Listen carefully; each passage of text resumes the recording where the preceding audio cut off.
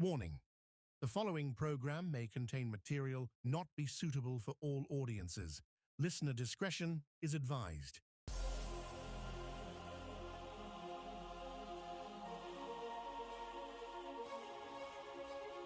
Kill the noise and cut the static. Broadcasting from high in the mountains of West Virginia, we're leaving the 9 to 5 in the rearview mirror. The engine is warm, the lights are green, and it's finally time to shift your Wednesday into overdrive. And now, here's your host, Diego the Podcaster. On this episode of Bonus Overdrive Wednesday, our guest is a devoted enthusiast of interactive and cinematic entertainment, with a particular affinity for video games like Mortal Kombat and Doom, and classic 80s films such as Ghostbusters and Big Trouble in Little China. These passions often serve as a backdrop to his writing, which spans the wild genres of horror, science fiction, and thrillers. All this plus more. Please welcome our good friend, the man behind Frightreads. He's Baltimore's favorite son, author, Harry Carpenter. Harry, my friend, welcome back to Bonus Overdrive Wednesday. Well, thank you for having me. I don't know if I'm Baltimore's favorite son, but I'll take it for now. Well, I mean, I hear your name more than anybody else lately, so we're gonna go with that. And, we'll see. I'm waiting on the Best of Baltimore magazine. I was nominated as Best of Baltimore author, so I'm sure by the time this airs, I don't even know when the results will hit, but fingers crossed. Still waiting for it. Yeah. Good luck, man. I knew something was happening. I knew it. Yeah. You're always up to a lot of things. You know, we got a couple of books coming out. Frightreads is coming up. Let's start with Frightreads, because last year I went to that event, and I don't travel a lot. Yeah. But I was told Frightreads is the event to. If you go to any event in the year, go to Frightreads. Everybody there was friendly. Some of the authors came on the show. I got to finally meet you in person. Yeah. And my goodness, what a turnout. So let's talk about Frightreads 2026. When you rolled up to me to talk to me for a second and introduce yourself in person, that's I know you saw the look on my face. Everything's on fire, and I think I was headed off to sign my books at my table, and I happened to cross paths with you right then and there. But yeah, it was 25 was absolutely just a lot. I don't have a better or worse word for it. It was a lot. We went from the sports center, which was a little itty bitty building, by contrast alone. Sports center was big enough as is. We went to the fairgrounds, and we gained a lot of square footage. So we were learning a lot of things and figuring out what we can do and what we can't do, which is where we're at now. We tweaked a couple of things and coming at this thing even crazier. I'm sure you saw in your travels, we had that big main stage, and we had live music, and we had the stage plays and all this other crazy stuff going on. One of the complaints that I received was we didn't have enough programming opportunities.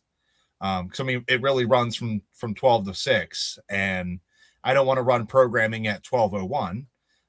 So I kind of let it go for an hour. So we start at 1 and we kind of end at 5:30. So that way everybody can shop and do what they need to do and break down, cover their tables, whatever. So I have another stage. So now we have 2 stages. Obviously the food truck situation was crazy. If you try to get a hot dog from Catalyst, it's well worth the wait, but, absolutely insane to stand in line for a hot dog all day. So we got a couple of different food trucks now. So we're going to have a couple of spots. Deli-ish, who's actually been fantastic since we met them. We tried to get them to be at our event a few years ago, but county licensing and everything said otherwise. But I was like, hey, we're at the fairgrounds now. Let's go. So I got them, and I got a coffee truck. Because besides booze, I mean, coffee's the other fuel for most creative writing. So we got a coffee truck out there and a root beer truck. So we're gonna have a good amount of food and drinks going on. So that's kind of fixing that problem. But yeah, outside of that, anybody that came last year, it's going to be bigger and better than it was last year. And if it's their first year, This is a different experience. If you've been to a Comic-Con, if you've been to a convention or a festival, or even like just a, I'm not gonna say a fly-by-night street festival, but like a like those little pop-up book fairs that are just on a street block or something. This isn't it. This is a whole different thing. This is almost in its own category. And like you were saying, with everybody just being awesome and friendly, I mean, it just happens to be that right environment. Nobody's grumpy, nobody's in a bad mood. The vibe is just right. And this year is going to be an absolutely great vibe. It was so good that we're bringing Jane Jensen back. She was fantastic last year. If you didn't get to hear her acoustic set of a lot of her major motion picture soundtrack songs, for those that don't know, Jane Jensen, she was more like visually known for being Juliet in Tromeo and Juliet. But audibly, she's known for doing just about every James Gunn movie soundtrack, and a few others here and there. But I'd say if it's a James Gunn movie, there's a chance that Jane's music is in there somewhere, all the way up to the most recent Superman. I think Fast Girl USA. I'm sure she'll be in Supergirl somewhere. Her tunes will be playing on Supergirl's headphones or something, wherever it lands. But she wanted to come back. She was just like, oh my God, I've never done a convention before, and this was fantastic. So we were her first experience in the world. She loved it. We did that, bringing her back. Got a couple of cool authors that we're bringing through. We're bringing back Heather Graham because she had to cancel last year due to a family emergency. So we're going to bring her back with her amazing mystery books. So a couple of things that we're going to try to bring back for anybody that missed it last year that just went, oh, rats. We're giving you a second chance to meet some of these great people. While we can't bring everybody back all over again, because that would just be silly. This year, my favorite thing to advertise for the 2026 year is, I'm like, you guys should come to the coolest horror book festival around. We have somebody from A Christmas Story, somebody from Step Up, and somebody from Pitch Perfect. That's scary right there. And I love that these people have been in properties that are like awesome horror movies, but they're also in these other movies. So we have the character Scut Farkus from A Christmas Story. So Zach Ward will be with us. He's been in Resident Evil. He's been in, he was the Postal guy. He's been in Freddy versus Jason. I mean, just to name a few. And then you have Hanna Mae, who has been in Pitch Perfect, obviously 1, 2, and 3. She's the creepy girl that whispers all the time and is just unsettling. Like, they always look over at her and she's like, I like to set small fires. So she's a lot of fun. She's also one of the stars in the Babysitter. Have you ever seen that one? Not yet. I'm going to now. I think it's on Netflix or something. But they have the first one, and then there's a sequel. It is perfectly campy 80s horror for today. It's a kid, he gets put to bed, and he's got a babysitter. He's very much too old to have a babysitter, let's be honest. He's probably like 15, 16 years old, and there's no need for a babysitter, but his parents need him to have a babysitter. So he gets put to bed, and he routinely goes to bed at the same time. So this is like clockwork. So he goes to bed, and the babysitter invites her friends over, and as you know, cliche babysitter stories go, then they try to do a human sacrifice to summon Satan, I think was the plot. And he catches them, and it all goes awry, and hijinks ensue. It's funny, it's bloody, oh my God, I love it. So we got her, and Chris O'Brockie has been at the event probably 3 or 4 years now. Chris is somebody that you definitely want to put on your roster to talk to. With Shriek Show getting filmed this fall, he's going to have a whole bunch of really awesome things to talk to you about, with, you know, ideas and shooting locations and all of that. But Chris O'Brockie's first movie, while he's the ringmaster, the head spooky dude in Shriek Show, he was in Step Up. That was his first movie with Channing Tatum. So it's a lot of fun. Then I got these goofy offshoot, just to name a few, and then rolling back the clock from something not as recent. Sharon Smythe from What We Do in the Shadows, the other one, Dark Shadows. From Dark Shadows, not the Johnny Depp one, the original black and white television show. That's going to be awesome because that's kind of in line with like having the Cannonball Run, Tara Buckman, like just an odd duck to have from, a different era, but she's going to be awesome and fit in with everybody just all the same. And talk about all not only just the authors, you also have the celebrities, you have the actors, filmmakers. You're one person. How are you handling all this? I don't know. I have no idea. There's a lot of stress, crying, screaming into the void, various things of that nature. I don't know. It's me dealing with the emails, the invoicing, the planning, the graphics, the website, the social media. I mean, if it's short of the day of and you see another physical body doing something, I'm pretty much behind it. Yeah, it's hard. I don't know how I do it. I thrive in chaos and I get it done. I mean, not only are you putting the events, you're also writing. And we'll talk about later about an audiobook that you're getting ready to record. Now, going back to Frightreads, you don't have to name the names of the celebrities. Are you still waiting on some people to respond? Is there room to add more? So where we're at right now, I think this is about capacity, at least in terms of the people I want to wrangle down. The other problem is when you get something that's too oversaturated, you get an event that has 20, 30, 40 celebrities, your demographic starts to swing in terms of the attendees. Now, for me as the event runner, I'd love everybody to come through that door, buy tickets, and come in. At the end of the day, it is a book festival.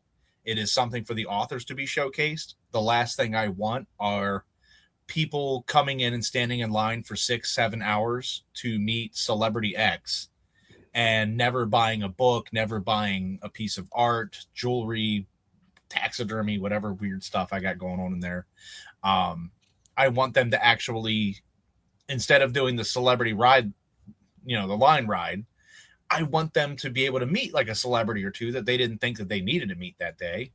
I always say it's that philosophy of, well, it'd be rude not to because they're here. It's a show that I like. I didn't know that I needed a signature, but here we are. But it's not something that is the driving factor. The driving factor is that you're coming in to be immersed in this world that has, I think I'm at 100 and some odd independent authors. And I've had people like, whoa, can you get better authors? I'm like, define better. You have people that are actively in the community writing their books and wanting to sell them to you. It's I would love to have Stephen King hang out with us. And I know that's always once I try to dig in and I say, well, define who you want. Like who could, you probably couldn't get Stephen King, but and it's like, yeah, there's more in this world than just the King. There's so many great authors, and in the past we've had the talented Ronald Malfi, we've had Adam Caesar, we've had Jeff Strand, Bridget Nelson, all the A.G. Mock is coming back again this year. So we have all these talented names that have been, on the tongues of people. They've been, showcased at the Barnes and Nobles and Books of Millions of the world. Do you mean that people that have had movies made of their stuff? Because they're also in there. Adam's definitely, kind of on the top tier of that because he had Clown in a Cornfield drop. But, there's a lot of people in there that are script writers and filmmakers, and we have so much different stuff. Like, there's no reason to go, well, they don't have this big draw. Find your next author, the 85, 90-year-old author that you've been reading since you were a kid isn't going to be writing forever. So you may want to find the next person to pick up the torch. What better place? Not to sound morbid and, bring the vibe. I get it. No, but that's the truth of the matter. I mean, there's a reason why we're not watching the TV sitcoms of the 50s and 60s, because all of those actors, writers, directors, and developers of the show are no longer here. But you have sitcoms for today that are in the same vein or whatever, and you have people that are inspired. They grew up watching those, so they write television shows that are similar to, like, for example, like Family Guy is an over-the-top exaggeration of All in the Family. Even the opening is making fun of the Archie and Edith piano duet. It's there. It's just for a different generation. That's the way the writing is. It's going to be there. You're going to have something that's written for today. You're going to have different themes and different vibes. I love it. I've been exposed to so much, because if you would ask me 15, 20 years ago, name 10 authors in horror, I would have said Stephen King, R.L. Stein, and I would have been fighting for, to get, once I got past 3 or 4, I'm done. I couldn't tell you, 5 or 6 more, let alone the first 4. So it's a great place to, as I say, find your next favorite author. There's no better place to do it. Find your next favorite author. There's dozens of people in there to check out. And if you don't like what one's writing, you just keep walking. No harm done. Take a free bookmark. Go to the next no harm, one. no foul, as they say. Yeah. Now, I'm going to agree with you, because I can disagree, because there's always something there for everybody. You had a very even mix of authors and celebrities and things like that. Had I not witnessed this, I would not have believed it. But people were walking out of there with stacks of books. The wagons, dude. The wagons. That's what blows my mind. I will see a little red wagon with its wheels just hurting. They're like bowed out. And I'm just like, you can make multiple trips. And they're like, I know, this is my 3rd trip. And I'm like, oh my God, this is your 3rd trip and the wagon looks like this? You either need a better wagon, or, really, really, restrain yourself just a little, please.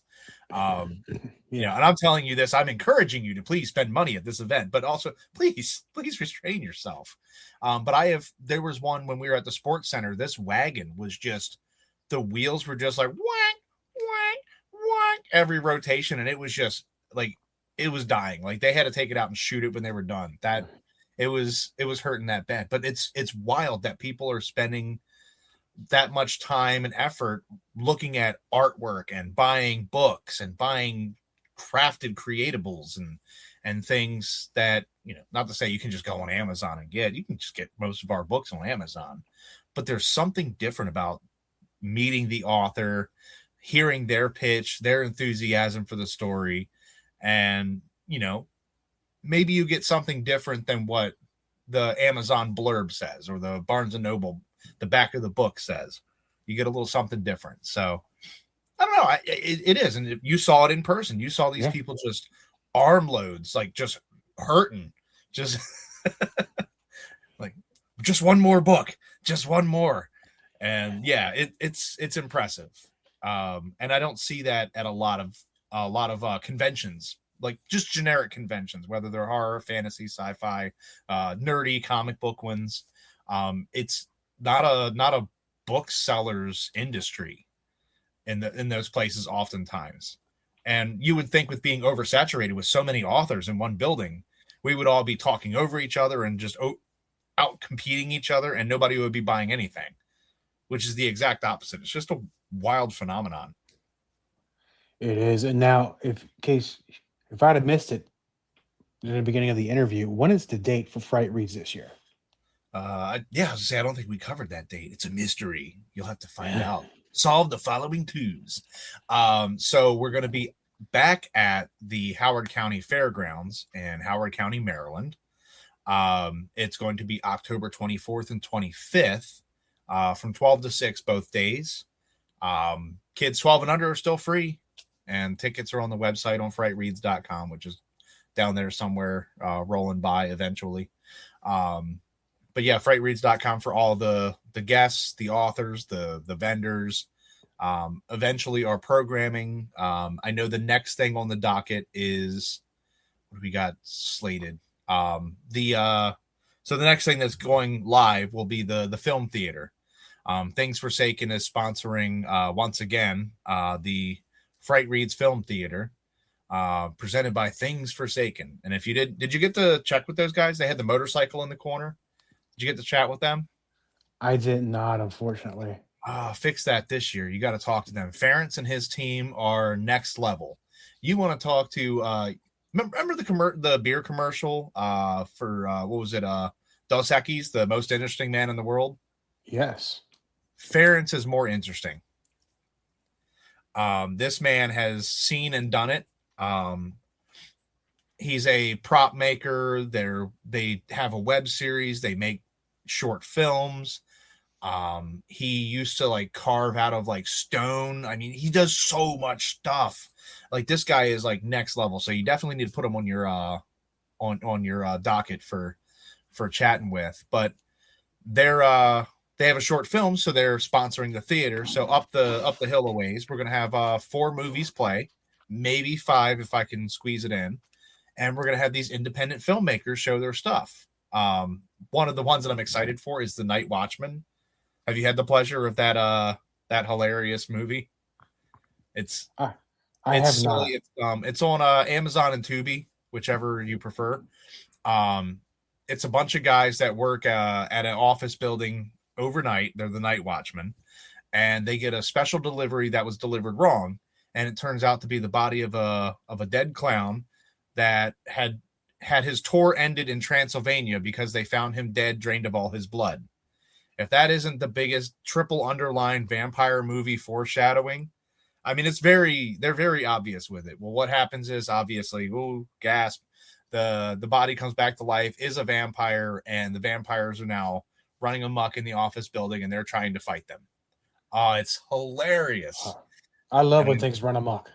Oh man, this is the movie. Every vampire death had me in tears. I was laughing so hard. This is something you definitely should pregame and pre-watch so you know who you got to go find. But they're going to be showing their movie and doing a little bit of Q&A after. We're going to have a couple of the cast and crew, either writers, directors, actors, whoever comes down. And then we're doing the same thing for Things Forsaken and a few others. It's just awesome. You get to sit in there. The best part is it's included with the ticket. You can go up there, sit in for a movie, watch it for 10 minutes and go, yes, I'm going to watch this at home. This is my jam. Or I'm going to go back to their table and buy the DVD, Blu-ray, whatever. Some of them have VHS. Somebody had VHS last year as a novelty, and I was like, I dig it. I respect it. I just can't recommend it enough to just pop in and take 15 minutes, sit in the air-conditioned theater, which is, I don't know, a glorified cafeteria, and watch some of a movie, and then go down and meet the cast and crew afterwards. So we got a lot of stuff. There's so much going on. It's going to be a lot of fun. It's an action-packed day, my friend. And speaking of action-packed, 2 days. Yes, right. Yeah. And this is my poor example of a segue. Let's talk about action-packed. Let's talk about Nightmares Unbound, because when I had you on last year, you were either finished writing it and you were either editing or getting ready to release it. But now is it out now, ready to go, ready to rock? Dude, it's been out since Frightreads. Frightreads was the official release day. So last year, middle of September, on the September 12th or 13th or whatever it was, that fellow right there released. This is my most favorite book. I don't think I've had as much fun writing something so over the top. And what made this one different was, and I think we got into it last year a little bit with what I was working with, but now that it's out and it's taken its form, it is myself and a bunch of author and artist friends, some of which you've even interviewed, like Brian. And we're at a convention called Nightmares Unbound, and it's this huge book festival, and we're doing what we do everywhere else, as is tradition, standing behind our tables, slinging our wares, and they try to kill us. The lights shut off, and a bunch of crazy cultists pop out, as you can see in the cover, the people with the cloaks on their heads. And that is actually me. And I wear that jersey on Saturdays to events. So it would only be fitting that I would be in that jersey on Saturday of the event going awry. So I actually wear that at events now for real. I make sure I wear it on Saturdays just in case, for consistency. You know, should something go wrong, I want to already be covered in blood. But it is the best description I heard from a review is the book is one part slice of life and one part slice. The whole beginning is getting ready with me, packing for the convention, prepping. We're going to dinner before we all get set up. You know, that kind of stuff. Like getting, I call it the minutia of just existence. And then it's just kind of a lot of foreshadowing and a lot of world building to get to the point of where everything happens, and then it's just it's a body count book. You're just losing people in the worst possible ways, and they're all real people. It's probably my favorite part. So like Brian and Dan Jones and who else is in there? Royal Poff, among others. All these guys are real people. They exist. Kaylin, who does my artwork for Frightreads, she's in there. You know, these are all real people that I get to butcher and maim and bludgeon to my heart's content with their permission, which is my favorite part. They're like, yeah, kill me. This is how I should die, though. So when it came out, it was well received by all of the authors. My favorite thing was when I would get a message and somebody would be like, dude, my scene was awesome. And I mentioned Things Forsaken earlier. Ference is actually one of the characters in the book at his Things Forsaken booth. I changed things from him working with, like, I think concrete and stone to working with like metalworks, because I was like, that has more opportunity than, I don't know, chiseling out a masonry masterpiece. So I have him now with, like, he can fabricate metal. So he has these meat hooks at one point in the scene, which is heavily inspired by Things Forsaken's movie, Faces of the Undead. There's a scene in there that involves meat hooks. And I was like, dude, what if I had him using meat hooks as kind of a nod to the movie and all of that? We had talked a couple months ago, and he got a chance to read it. And he said, I'm in there for such a short blip, and I have the greatest scene ever. His scene is so pivotal, for that matter. I have 2 reviews that mention that by name.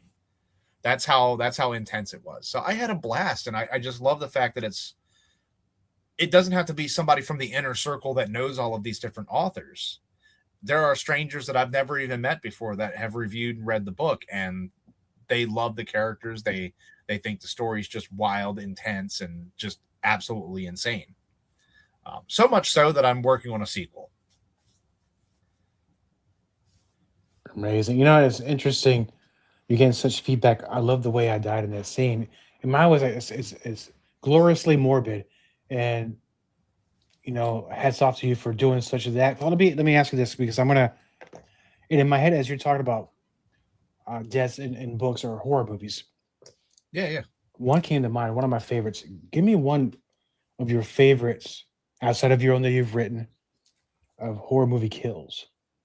Horror movie kills. Okay, so of favorites, I'm going to have to go with, and I know it's not a popular movie. I think it's kind of redeemed itself over the years, like retroactively has now seated itself among the greats, but Jason X.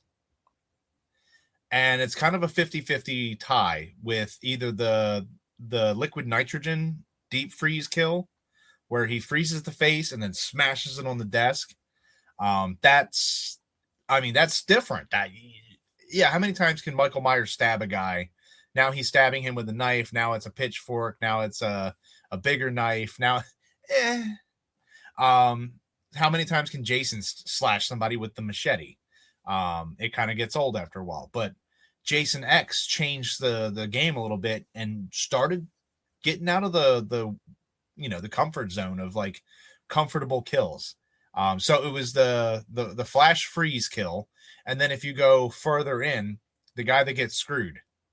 I That's the best description I have. He knocks a guy off of a platform. He lands on a giant drill that's facing up, and he just rides the entire drill down. And you watch him from top to bottom till he finishes the entire trip. And I don't know, it's funny to me. It's so stupid that it's comical. You're just watching this guy just and he's there. I think it's a good like 20, 30 seconds watching him spin. And it's just hilarious. And so it just stops the momentum, and you have to watch this, and you just have to take this in.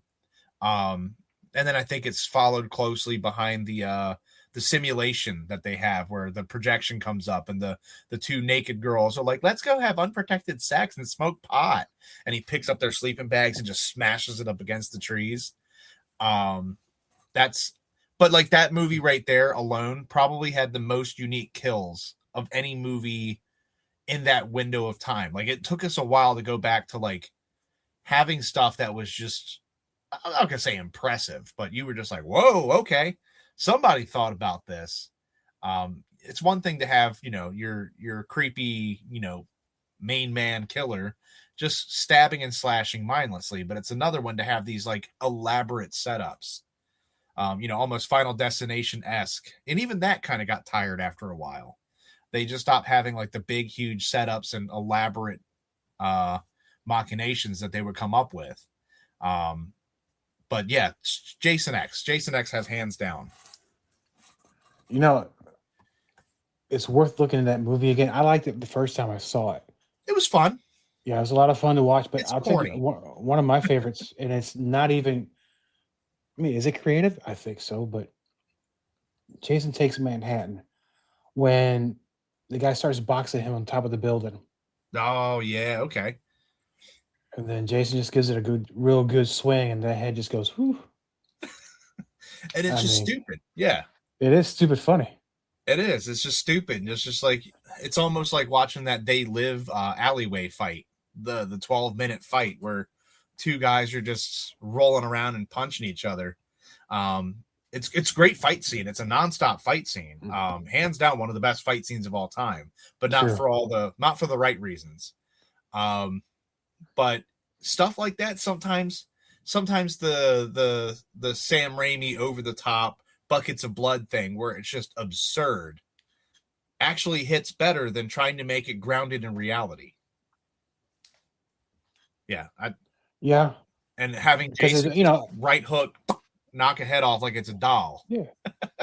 Yeah. And one of the things is this is my opinion. I don't know, maybe you might share the same opinion. A lot of these things, they're not really meant to be taken seriously. They're not glorifying death as entertainment, and it kind of, in a way, makes you feel comfortable with the concept of death. I don't know if that's the thing or not, but it's not meant to be too super serious. It's not meant to be. You're not watching it for the documentary reason. You're not watching it to go, that's what it would be like to kill somebody with a chainsaw. Yeah, sure, we can imagine that if you take a chainsaw to somebody and you grind into them, that's what it's going to do. But when you have, like I said, the Raimi buckets of blood, where it's just, almost that Mortal Kombat hysterical level of rib cages, where things are just so over the top and silly, you're just like, oh God. It also kind of takes the sting out of it too, because it makes it a little less, I don't know, a little more palatable and a little less of a sting, because you're watching something that's just kind of like, well, you watch, bring up Evil Dead, you watch Bruce Campbell literally cut off his own hand while laughing hysterically, and blood is just spraying everywhere. That much blood would not spray from somebody's wrist. That's a few seconds of maybe the femoral artery or something, but not from a wrist. But it's almost comical, and you're just watching him go through the motions. A lot of times that's better than watching a dark, gritty, almost, real. Yeah. Sometimes it's just appreciated to see something over the top, especially if the story is, if it's too campy, you have to lean into it a certain way. Like Velocipaster. I tell everybody, watch Velocipaster. It's the dumbest movie I think I've ever seen. It's a movie that they started making it and said, actually, it turns out we only have $50 and we're going to have to work with what we have. One of the characters gets beheaded and the velociraptor literally rips the guy's head clean off. And when it gets thrown, it's very clearly a woman's mannequin head and the wig falls off of it. It's just, and you're just watching it going, oh my God, what is wrong with y'all? There's that. And what was the other part? Oh, they have a scene where there's supposed to be an explosion that kills his parents. And that's the backstory. They couldn't afford the special effects is what they say, because they put insert explosion special effects here as the parents go, hi. And they have somebody go kaboom, and nothing's happening. Nothing's on fire. Nothing's chaotic. And it just says insert special effect here. That kind of stuff is hilarious to me, because then you can go ahead and tell your goofy story and have gross dismemberments and stuff like that. And it's all just entertaining. It is. Now, I can take very creative ways of somebody or a monster doing something to somebody in a horror movie, in a thriller or whatever. I have my limits. For me, nothing with the eyes. Leave the eyes alone. It's the eyes for you. My wife is it's eyes and teeth. Okay. That's what bothers her. So that's why there's a scene in my book, because I knew she would have to read it first, where somebody literally got I think they described it as what are they? They got the full curb stomps treatment, like completely just like their teeth were on top of a shelf, and got American History X'd. Which my wife has never seen that movie. And I was like, she met Edward Furlong at an event, and I was like, I think you need to watch this movie. I think you need to see this particular scene, because that's that scene, for being like not a horror, that's a pretty gnarly scene. And I referenced it as such. I was like, the American History X curb stomping. And everybody that's seen that movie goes, oh yeah, I know what that is. I don't have anything that really bothers me. I mean, I'm the one that'll just sit there and be like, huh, interesting. Like, we read a book called The Eyes Are the Best Part, which is about a woman that likes to eat eyes. I'm out. Oh, I was going to send this book to you. It's perfect for you. Didn't bother me. We had people in the book club that went, and I was like, All right. Well, let's get to this. Oh, second only, there's another, anything with the schmeckle, that. Oh, so you didn't like Terrifier 2? I mean, it's close to home. That's what I'm saying. Yeah. You don't want that. But no, well, for you then, what is your no-go? I mean, you could probably say nothing, but there's got to be one thing. Maybe you'll look away a little bit or something. Shockingly, I don't. I've seen enough in real life that the stuff in the movies doesn't really, like, my wife will be like, hiding her eyes, and sometimes I'm laughing hysterically, which is probably not okay. But like, I'm over there just chuckling or laughing because it's that over the top, like whatever they're cutting off or sticking in wherever. And I'm just like, oh man, look at that. I don't know. I haven't had anything that had made me genuinely, I think the only thing that made me kind of go, whoa, was the first Terrifier, when the lady was upside down and got sawed in half. I don't know if you've seen that, but no, that sounds like very Caligula-ish. It was rough. Like, even for me, I was just like, whoo, that's because it was just the amount of time they spent with it with a hacksaw, and just like there was substance to what he was doing, and you're just like, oh man. Well, but yeah, I don't know. Nothing really. Yeah. I don't think there's anything really that is too over the top for me. All right, when that day comes, call me. I will let you know. They finally got you, brother. Yeah, I will let you know. Oh, please do. I'm looking forward to hearing about that eventually in a few more years. So now Nightmares Unbound. It's been out since last year. Go ahead and download it and buy it. It'll be at Frightreads. You'll autograph. You'll take pictures with the fans. Yeah. I had a picture taken with you, and that I'm gonna bring this right up one more time. This right here, the jersey, that's real deal. You do own that. It looks very real. Actually, getting that one, I'm going to probably have that updated for the next event, where the front will say Nightmares Unbound, because I've had that long before that book was thought of. And it's my name on the back, and it just says 13.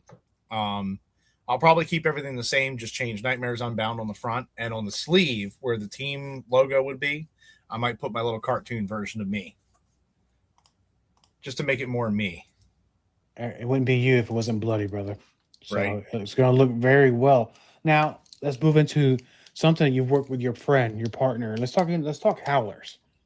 Howlers. How about that song though? You got to start with the song, because you got to start with where it started from. Hip Hop McDougal. They're playing this year also, and if you got to come to Frightreads on Saturday, make sure you sit down for Hip Hop McDougal's performance. So Brian messaged me one day, and he said, "Hey, I have these guys, Hip Hop McDougal, and I think they'd be a great fit for Frightreads. They do really nerdy rap songs." And I was like, "All right, whatever." And he sends me a link, and it was to Howlers. And I remember I replied back to him, and I said, "That was the stupidest song I've ever listened to 97 times on repeat." And it has no right to be as good as it is. It really doesn't. Like, it's basically, if you took the Monster Squad rap and Thriller, and they had a baby about werewolves, that's what you would have. That's what Howlers sounds like. So they have in order for them to promote it as the official motion picture soundtrack of Howlers, which is a movie that doesn't exist, they had to actually create the motion picture. So they filmed a bunch of scenes that got acted out, which are lyrics from the songs, and they put it into a music video, which is a long extended video, like Thriller or something. And me and Brian got talking one day after we had, sealed the deal on Howlers and everything, and we thought, yeah, we're going to have Hip Hop McDougal at the event. We got talking. He says, we should make this a book. And I was like, yeah, I wholeheartedly agree. And I was more like, you should definitely do this. And he said, yeah, I'm gonna basically do the novelization. And it's the 39th anniversary, because it's been 39 years since the fake date that they released it. So it was kind of funny to make it the 39th anniversary, not like the 40th or 50th or a normal number. So this year technically would be the 40th anniversary of the fake movie Howlers. So Brian called me and said, all right, I think I'm going to scrap the idea of the novel. And I think I just want to do like a tongue-in-cheek satire and do like Spinal Tap. That was his inspiration. He wants to do like a Spinal Tap thing, where it's an interview with different people. It's people that are affiliated with, with the band and all of that. In this case, it would be the cast and crew of the film. And I said, well, why don't you do both? Why don't you just intersperse each chapter with a cast and crew interview? And I had the distinct pleasure of not only writing the introduction to the book, I got to be the entire cast and crew, with the exception of one or two people, including Hip Hop McDougal as the soundtrack, the score, soundtrack and score, or whatever their credit was. It's stupid, it's silly, and I love it. It's one of my favorite things that I've done. And I remember we set up the interviews in such a way where Brian came over my house, brought a microphone and his computer, and said, I have interview questions. I'm going to ask you questions, and you give me very candid, on-the-spot answers. And I said, all right, let's do it. And I came up with different dialects and different accents and everything. I really became the characters just on our stupid little recording. And there was one that was so bad. It was Wonder Wolves Incorporated. All we were told was, it's Wonder Wolves Incorporated, and they are the animal handlers. And we're just assuming, I don't know, wolves or whatever they would have on set. I I basically turned him into Siegfried and Roy with a splash of Flula Borg. So I was like, well, how about we just make this like very eccentric Austrian German type that he has the wolves, and I got to have so much fun with him. That Brian, when he was getting to do the audiobook, he did a bunch of interviews with people and had them audition, and nobody could hit the level of stupid that I was going for. They would read it so normal, and they would read it and they go, "Hi, I'm here with the owner and proprietor of Wonder Wolves Incorporated." And they'd be like, "Yes, hi, how are you?" And it's like, nope, that's not what we're going for. No, what me and Brian set up was, "Hi, I'm here with the owner and operator of Wonder Wolves Incorporated." Yeah, the Wonder Wolves. Yeah, the Wonder Wolves is a very good company. We have all these wolves, and they are very good creatures. And that was the sound that he wanted to hear. And he went through like a dozen auditions, and he's like, "I need you to do it." So I did the interview portion of the Howler's audiobook, and Hip Hop McDougal, I think it was Julian or one of the two of them, did the narration portion. So it's a lot of fun. So it's very, very, very self-contained, in-house meta.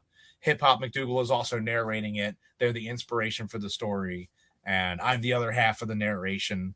It's a lot of fun.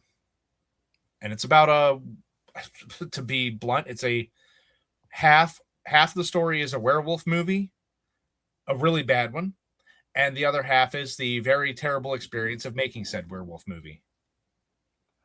But it's got a lot of layers to it.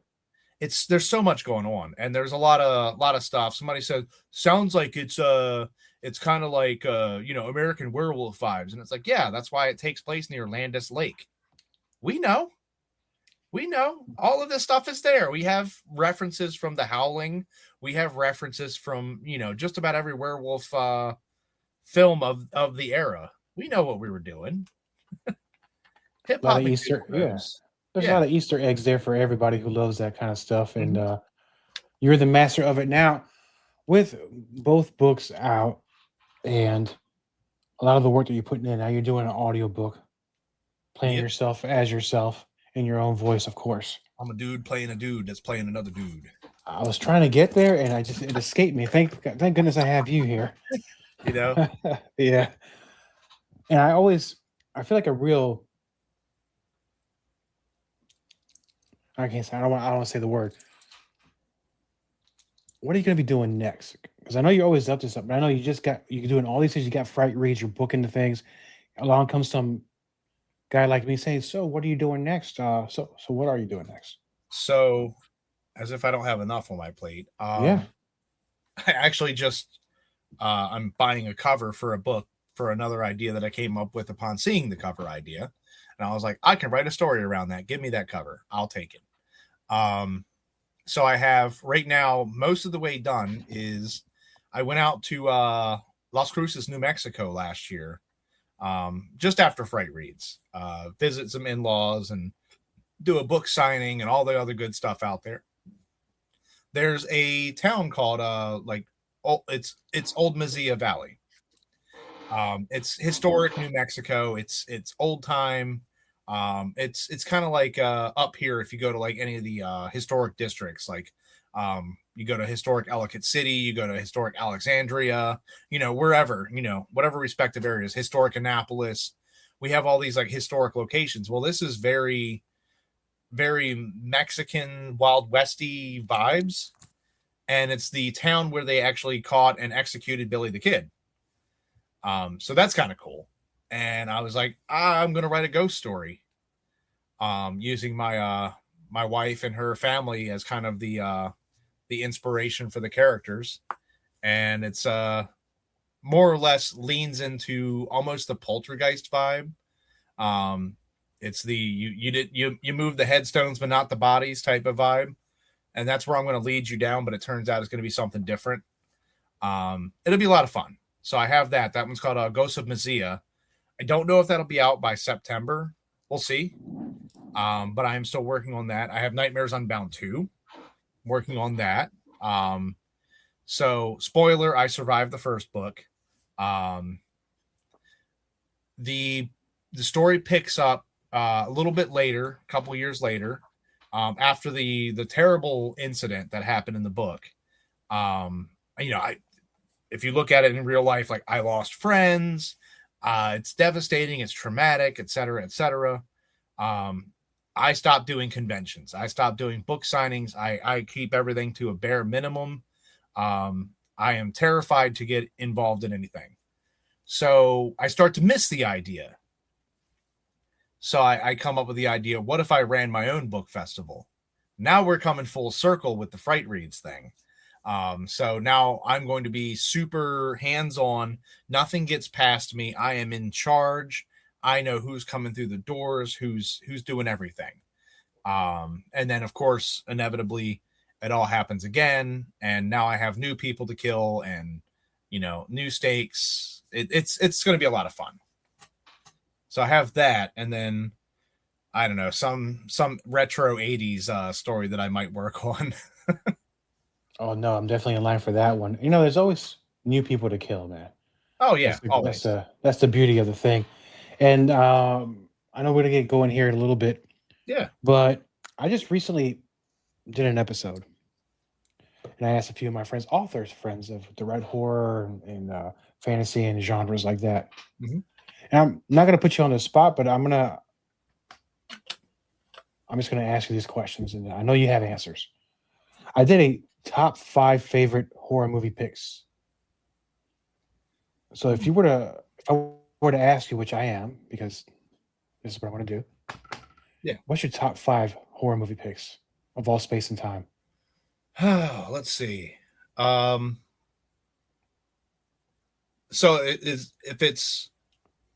the thing is, if it's horror adjacent, because like Jurassic Park for me counts, because Jurassic Park it's not scary at all anymore, because we've come out with much worse things. But Jurassic Park for me is a absolute classic. I love that. It's a comedy horror, but Ghostbusters. It's like a comedy sci-fi horror. So it would be those two. Let's see, for horrors. I'm going to lump them into one category, but the Army of Darkness, Evil Dead franchise. Love those. Let's see. The Thing. I absolutely love The Thing from my great uncle John. And then I'm gonna probably it's kind of a close tie because I like Halloween because I think it's great. I think Freddy Krueger is absolutely terrifying as a character, but fast forward a few years, I think Scream is not the newer iteration, but like as a concept, like what they started with, Scream is fantastic. I told some friends this, and I'm going to come out in public saying it. I've never seen one Scream movie yet. Is there something wrong with me? Yes. Okay, so thank you for that. So I'll give you the argument in favor of Scream. So have you ever seen Wes Craven's New Nightmare? I did, yeah. You know how they're filming Freddy and Freddy comes to life and starts killing the actual cast? Yes. That was the precursor to what Scream is. Scream is self-aware. They all watch these horror movies and they're all like, well, these are the rules to survive. Hey, do you remember in Friday the 13th 4 when this happened? Well, we need to not do that. So it's very self-aware, and it plays that, especially in the first 2, maybe the first 3, very well. I just never got to it. And it's not because I'm anti 90s movies. I just never got to it. So now, I think it's a recommendation. Actually, no, one more before we go. Earlier, you mentioned about directors and actors from yesteryear passing away, and a whole new generation of people are learning things from the past, and they're kind of just morphing it into something different, something new, something borrowed, something blue, kind of like, those kind of things. Have you had a chance to watch the new Masters of the Universe movie? It's on my list. I have heard great things. And I'm a big He-Man fan. Everybody knows that knows me. But I went without expectations. So I was super happy with it. Now, here's how I would compare it to maybe it might entice you to go see it even quicker, faster. I'm gonna say it's this generation's Flash Gordon. Okay. Like the 80s Flash Gordon. Give me Well, 80s I Flash heard Gordon that vibes. they leaned into the cheese, which I mean, they have The Darkness does one of the theme songs. They knew exactly what they were doing. You can't go full 100% serious with a movie like this, which is where I think the 80s one kind of floundered a bit because they tried to take themselves serious. They knew what they had with this one. And the fact that they leaned into the cheesy, they leaned into some silly, I think that did it some favors. That's all I've heard is that it's just hilarious, it's action packed, and it's a lot of fun. Yeah, And Jared Leto didn't ruin it. no, it was a long movie and well worth the money. Yeah. I saw it in the Alamo. I only watched stuff in the Alamo, so it was well worth it if you had one close to you. And then now for the $1 million question that everybody's been waiting for, the edge of their seats. For our good friends, the listeners of Bonus Overdrive Wednesday, that want to learn more about Nightmares Unbound, Howlers, Fright Reads, and when your next books are coming out, where can they find out? They can go to hcarpenterwriter.com or any of my social medias. It's the same Facebook or Instagram, which are all linked directly to the website anyhow. That will have my event calendar. Once I get that fully up to date, I have one more event that's for this season, I guess, and that's Stellar Con, and I believe that will already be gone and past by the time this episode hits. So the next upcoming season that I'll have updated will be September, October, and so on. So you'll have my event calendar, my books. Occasionally I blog when I remember. And then Fright Reads for the same thing. You go to frightreads.com to see any updates for the special guests, any of the event programming, get your tickets. Alternatively, you can go to Facebook and Instagram, and that will have some updates and everything there. Excellent, my friend, and thanks again for coming back on the show. And it's been a little less than a year, but I know doggone well I'll be seeing you in the next couple of months in Maryland at Fright Reads. I'll be there that Saturday and take a picture with you in the shirt, man. I really appreciate you coming on the show, and I'll see you in a few. All right. See you in a bit. Thank you, my friend. Yeah, thank you.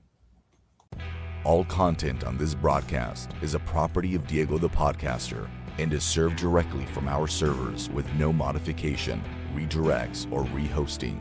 All celebrity impersonators are paid performers. The impersonated celebrities do not endorse or promote any views or opinions expressed by our guests, Diego the Podcaster, or Bonus Overdrive Wednesday. The information shared on Bonus Overdrive Wednesday is provided on an as-is basis, with no guarantees of completeness, accuracy, usefulness, or timeliness.